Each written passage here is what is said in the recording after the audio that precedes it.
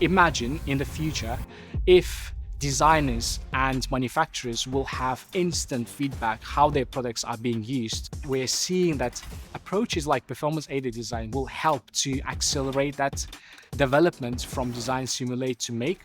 Now, designers and manufacturers will be able to iterate much faster and deliver products to the market much quicker. We're a company that designs software so people can make anything. We have a fully equipped state-of-the-art shop where we have additive, subtractive, hybrid manufacturing, and we have a suite of equipment that supports everything that people need to do to prototype and iterate to make their ideas come to life. So Autodesk Research, we look 5 to 10 years out from product. So we're trying to make sure that we don't fall into any blind spots, that we de-risk new technologies that are coming out. We end up using the Markforged printers and parts in all of our projects. End effectors, gripper fingers, jigs for positioning parts, kits. It kind of gets used everywhere.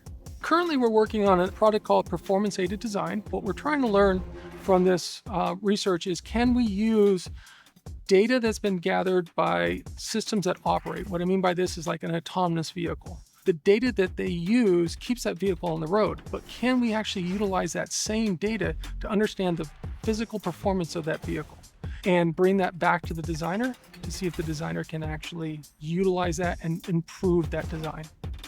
Traditionally, when products are designed and made and they're used by the customers, designers are only seeing whether their products perform well or not after years. So it takes years for designers to even iterate on one version of their designs, because all of that feedback is currently getting through the warranty information and then is being shared with the design and simulation teams. So the main difference between the traditional design and performance-aided design is getting the information from the product's performances through the sensors and digital twins and closing the gap between simulation and reality. For performance-aided design, we're building 2 different UAV platforms. One has a 55-pound max takeoff weight, and the other one has a 300-pound max takeoff weight. We chose a UAV because of the amount of data that it needs to gather to stay in flight.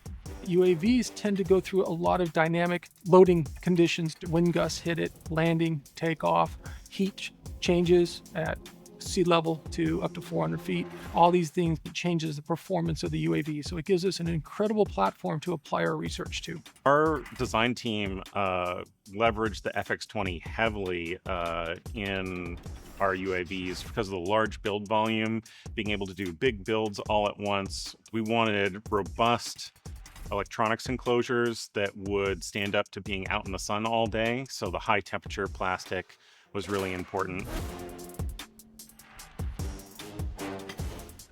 The end of the arms for the UAV are 3D printed on the FX20 with a bunch of continuous fiber reinforcement. So really tight volume constraints on the design, and we needed that high stiffness to take up the actual flying loads of the vehicle.